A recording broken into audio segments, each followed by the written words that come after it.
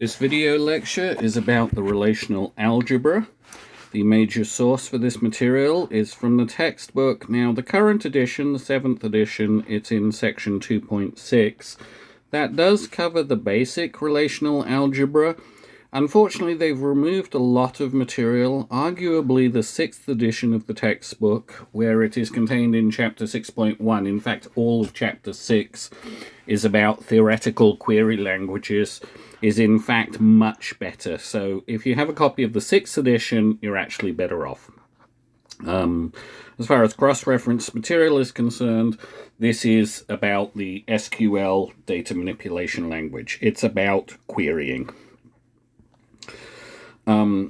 The core operators of relational algebra are these 6 operators: select, project, rename, union, difference, and Cartesian product. These 6 are all that is necessary. These are expressed in terms of these. They are very useful, but they do not add any computational power to the language. These ones are all necessary. Remove one and you've reduced the power of the language. Okay, so very briefly, let's recall the relational model. A relation is a subset of the cross product of underlying sets. Each SI is a set, and within the sets we have tuples, which are ordered lists of items, which are themselves the product of cross products. Okay. In a relational database, the relations are the tables, with the rows being the tuples within the relation and the columns being the individual items within the tuples. And the individual tuple items in mathematics don't tend to get named. In relational databases, we name them. Okay, so if we've got a collection of attributes in domains, if R is the collection of attributes, that denotes a relational schema over the attributes. So, for example, instructor relation is ID, name, department name, and salary, and it corresponds to the cross product of the underlying sets of ID, name, department name, and salary, or more precisely, a subset of it. So that should just be a review of the relational model. You should probably consult the video on the relational model material if you need a reminder. Okay, so the relational algebra. Procedural query language, 6 core operators. I've broken them down into 2. These are unary operators. They take a single relation and they return a single relation. These are binary operators. They take 2 relations and return a single relation. Okay, in all cases, the output is a single relation. What happens if we don't have all 6 operators? There are queries we will not be able to express. Okay, these, strictly speaking, add. Each of them is necessary to provide the complete power of the language. And by power, I mean the ability to express a query. Okay, so we'll start off with the selection operator. Sigma P of R. So R is a relation. You can think of it as a table. Okay, it's not a table because we're talking relational algebra. But if we think of it as a table, we have rows and we have columns. So what it in fact would be is tuples. Okay, and each tuple is a row. The ordered items within the tuples are a column. The selection predicate, okay, says take the tuples that are within the relation. If the predicate is true for that tuple, then accept that item. That's why it's called a selection, because it is selecting some of the tuples. So, for example, if we select from the instructor relation where the department name equals physics, and this is equals det physics. Okay, that is, if you're doing proper predicate notation, the predicate name is equals, and equals takes 2 arguments. Okay. The predicate can be formed with conjunction and disjunction and negation in order to build up arbitrarily complex predicates. Okay. We can also add functions into our selection predicate. So, for example, suppose we wanted departments whose name began with the letter P. We can have select det name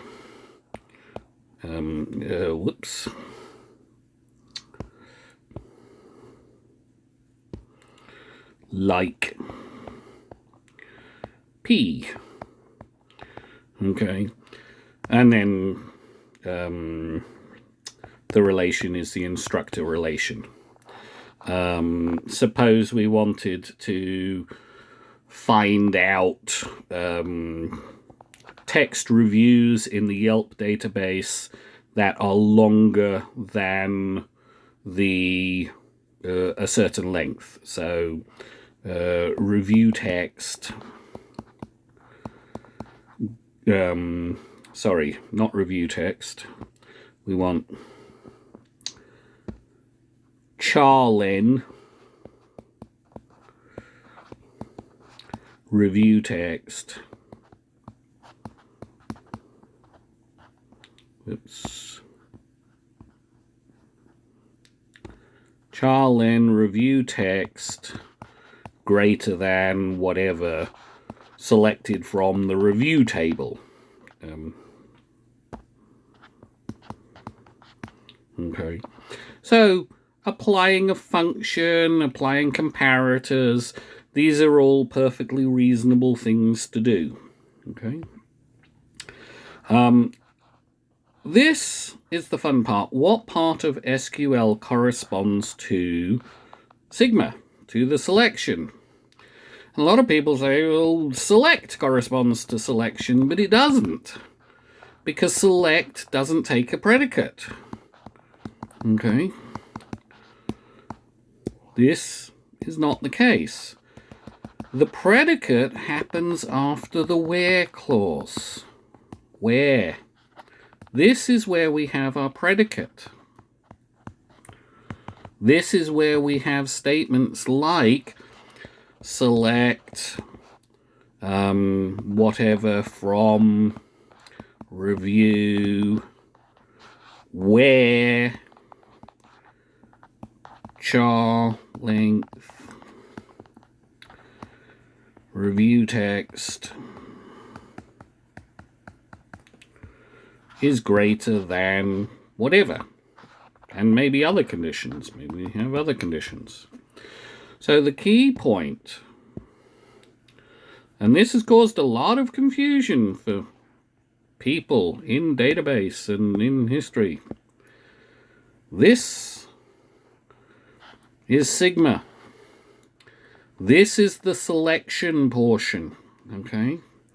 Although it's called select in relational algebra, it is not the select in SQL, okay? So if you want a simple example to understand it, okay, select A equals B and D is greater than 5. So let's have a look at that. A equals B, but D is greater than 5. Yep, D is 7, so D is greater than 5, so that one's in. A equals B, no it doesn't, so that one's not in. A equals B, yes it does. Okay, but D is not greater than 5, so that's not in. A and B are equal, D is 10, so D is greater than 5, so that one's in. So we have this row and this row are selected. Okay. So that's the selection operation. Now, the second one, project. Project says list the attributes that we want out of the relation. Okay? Here's a really good example of this. When we have the instructor table, the instructor relation, you don't need the salary information to be shown for somebody to be doing scheduling, to be doing class assignment. In fact, very little need for salary. So if we wanted to simply show the instructor data without the salary, we project ID, name, department name from instructor. Eliminate the salary.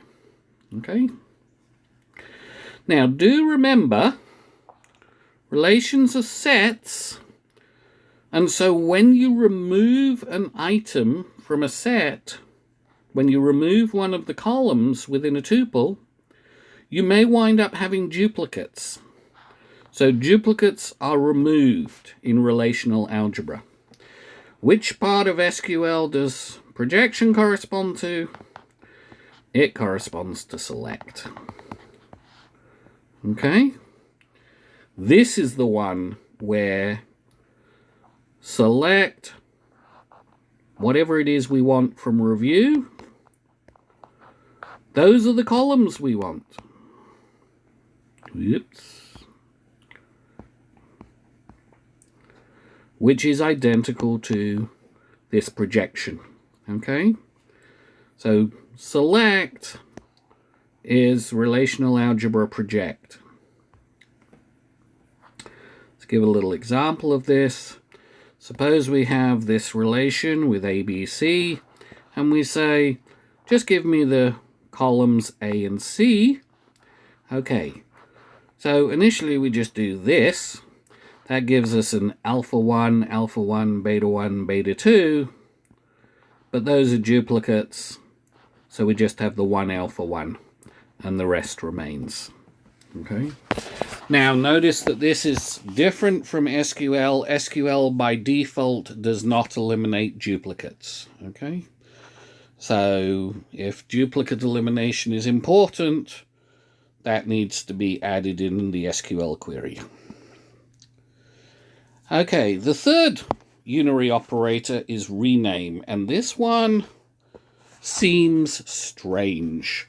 Why would we need to rename a relation? Why does this provide power in a query? Okay, well, first let's describe it. Okay, rename, this is the Greek letter rho, R-H-O, which is why it's used. It looks a little like a P, but it means rename. Okay, rho. It will return the expression, because that could be a relation. You could say rho instructor. Okay, and we'll rename it as T.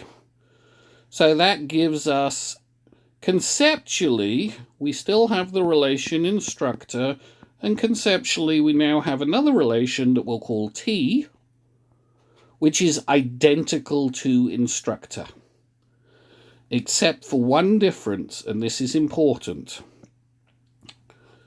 Instructor has column names, ID. T has column names, ID. How would we know, if we were accessing these relations, whether we meant ID in the instructor relation or ID in the T relation? And the answer is, we say T.ID if we want the T relation ID, and we would use instructor.ID if we wanted the one from here. So, let me restart it.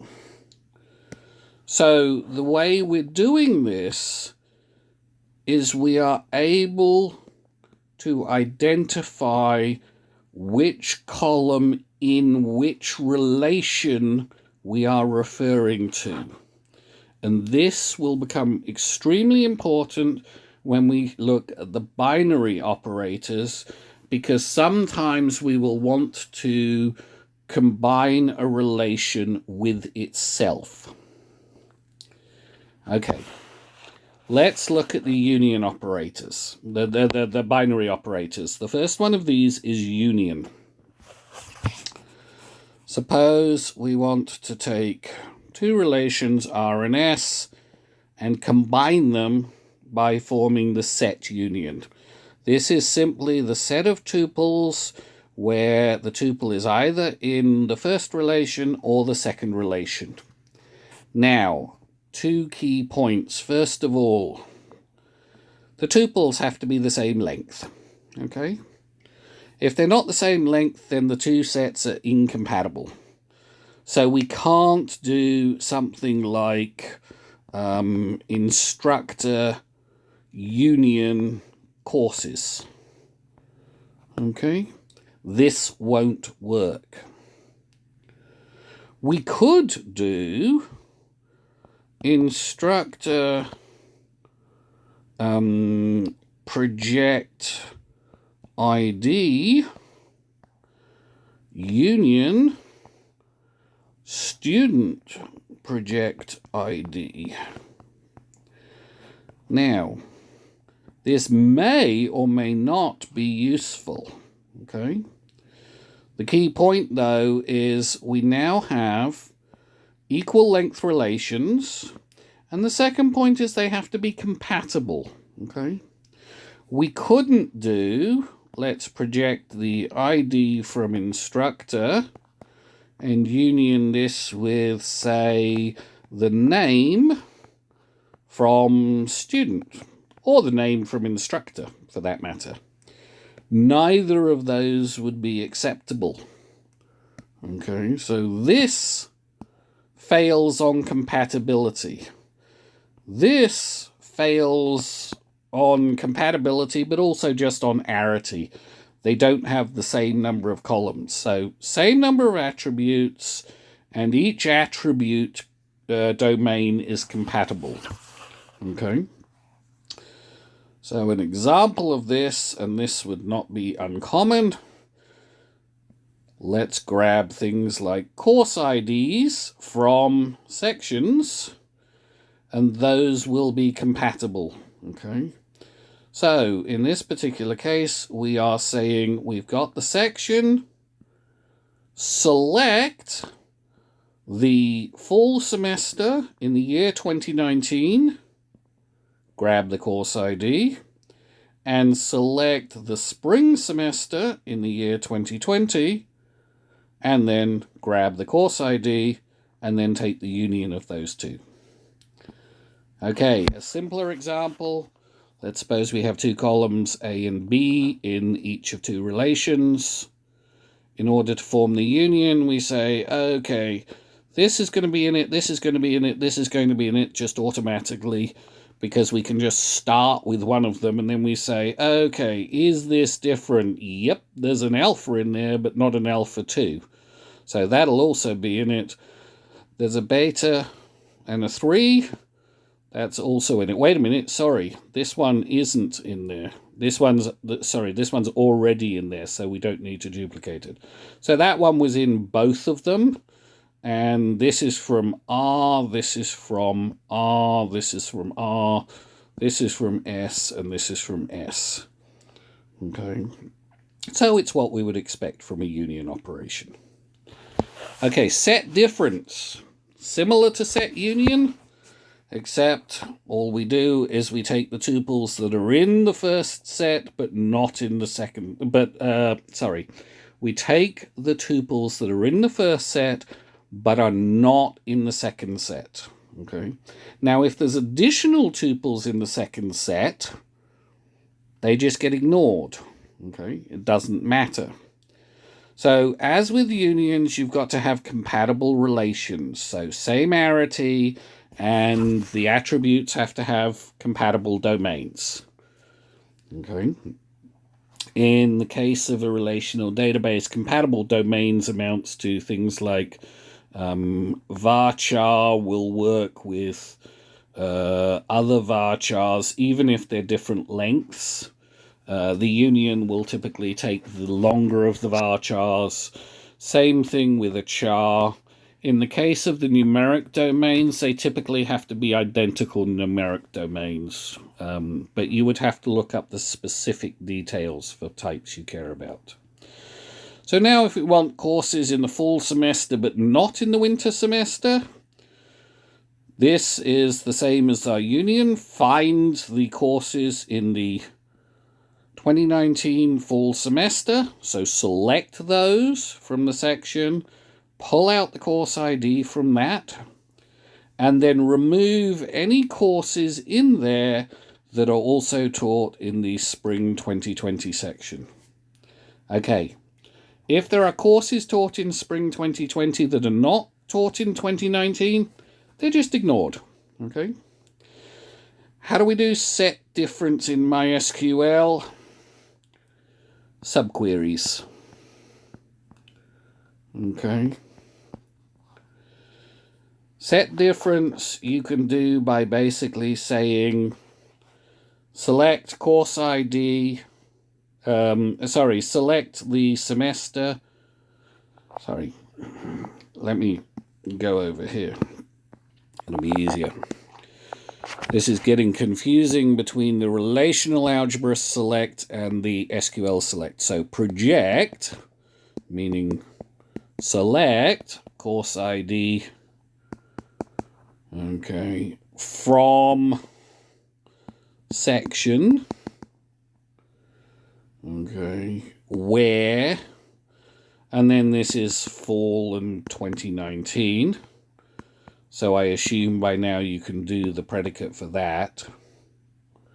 Okay. And because we don't have, remember we don't have set difference in MySQL.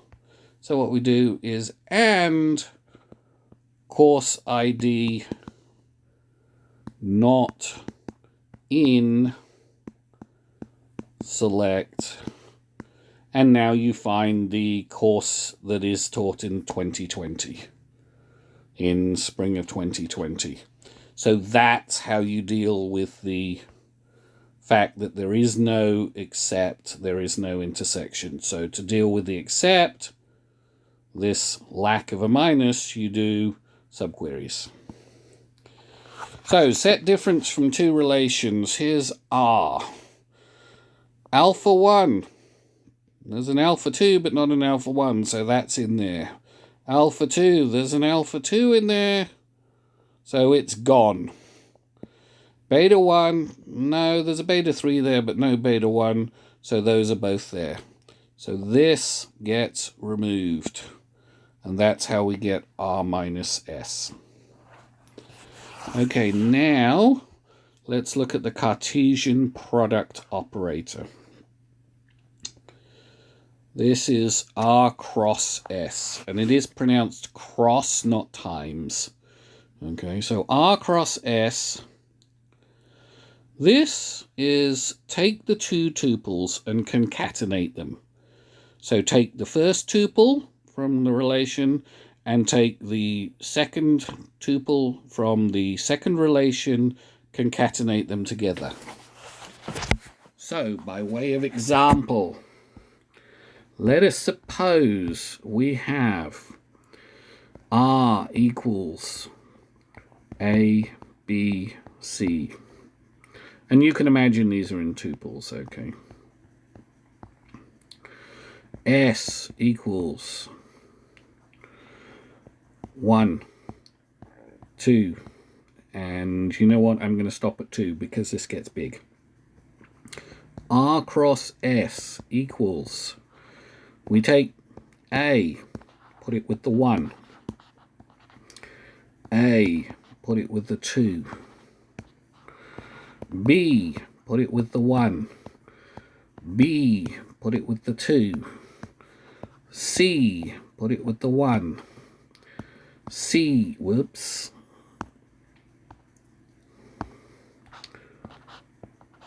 C, put it with the 2. You can see this gets very big very quickly. Okay? That's Cartesian product between 2 sets of tuples. Okay. This assumes that the attribute sets are disjoint. What if we said R cross R? Okay, so this would be A, B, C cross A, B, C. Now you can work out what that is, and it would be AA, AB, AC, etc. And I don't, in mathematics, need to label these because this is just the first element in the tuple, and this is the second element in the tuple. Okay. But if I want to refer to them because they have names, so for example, if my relation is instructor, and so it's ID and name and department and salary, then if I want to do instructor cross instructor, and I want to name that relation, I have a problem. I've got ID, name, dept, sal, comma, ID, name, dept, sal. I've got a problem, and the problem is if I say, okay, what's the ID in there? Which ID am I referring to? Am I referring to this ID or am I referring to this ID? So if the column names in the relation are overlapping, which will always be the case if I want to do something like this, then I need to rename the column names. Okay? This is part of where the rename operation comes in. I don't do ever instructor crossings. I don't ever do instructor.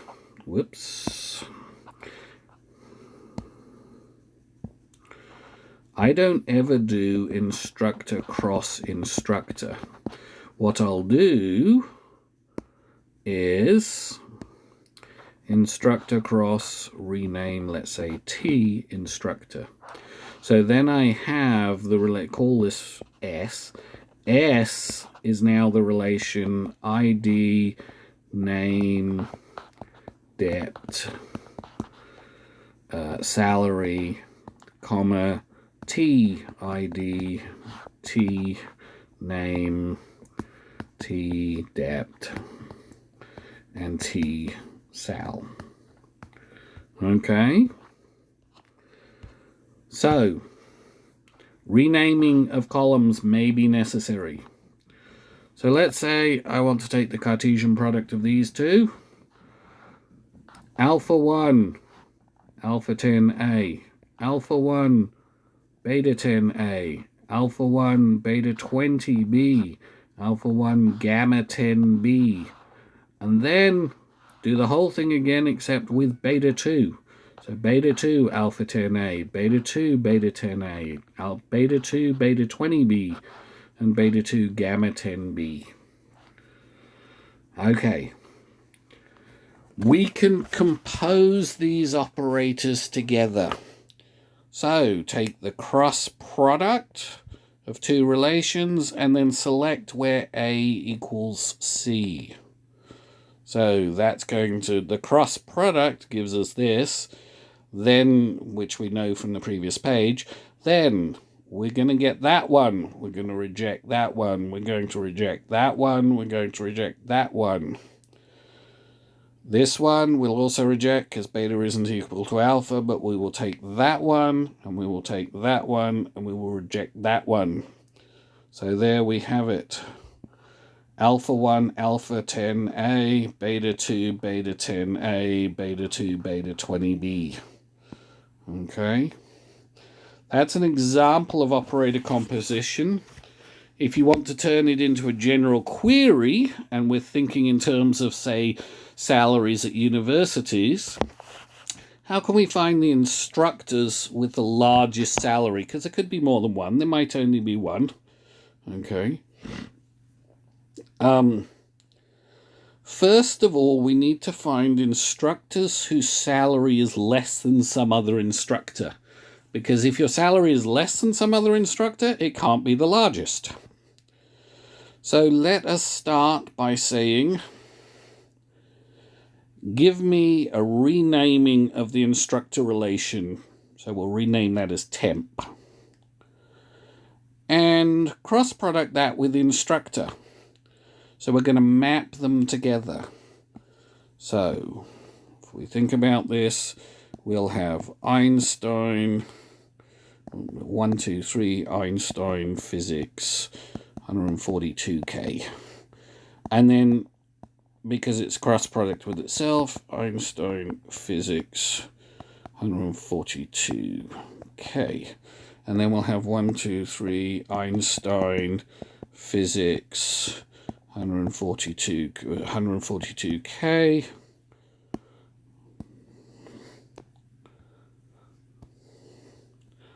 $142K, and then we'll have, say, 4, 5, 6 Mozart music and 43K, and 123 Einstein and physics and 142K and 7, 8, 9 and whoever. And so that will be the cross product. That'll be instructor cross a renamed instructor that we're calling temp. Okay, so all of these are referred to as temp dot, and all of these are referred to as instructor dot. So instructor dot ID, instructor dot name, temp dot department, temp dot salary. Okay, that gives us that. Then we say remove or select from that list anybody whose salary is less than temp.salary. So 142 less than 142, we're going to leave that in there. 142 less than 43, we're going to leave that in there. Somewhere in here we're going to have a 4, 5, 6, Mozart, music, and we said 43K, and we'll also have this 1, 2, 3 Einstein physics and 142K. Now, this one, instructor.salary, is less than temp.salary, so this row will get removed. Okay. So we will remove from this list any row in which this value is less than this value. Okay? A different way of viewing that is temp salary is going to be greater than instructor salary, but I don't care. Point is the instructor salary is less than the temp salary. Sorry, we won't remove those. We'll leave those. We'll remove the ones where that's not the case. My bad. Okay. This one we select. This one's not less because it's equal. This one's not less because it's greater. This one is less, so we keep it. Okay. That gives us instructors. That gives us a row of instructors, or a table of instructors whose salary is less than some other salary, except we've got this weird table. We've got instructor, and then we've got temp. So we've got 8 columns in here, which is just weird. We don't want all those 8 columns. What we want is the name and the salary. Okay. Arguably, what we probably want is the ID, because the name will probably not be unique. Okay, if we have two Professor Joneses, we don't want to list just one Jones. Okay, we don't want that problem. So we want to use the ID. Okay, so what we're going to do is we're going to select this and this. Or more precisely, we're going to project these two from the instructor half of the row. So what we have is an ID and a salary, and for every ID listed, this salary that corresponds to that ID is less than some other salary. Okay. It could be less than many other salaries. The key point is there is at least one salary that it's less than. Okay. So none of these are maximum salaries. So this is a table of less than maximum salaries.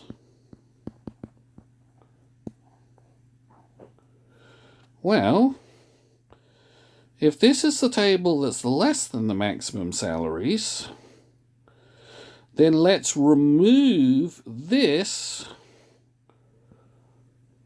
from the instructors. This is all instructors, which means instructors with maximum salaries and instructors without maximum salaries.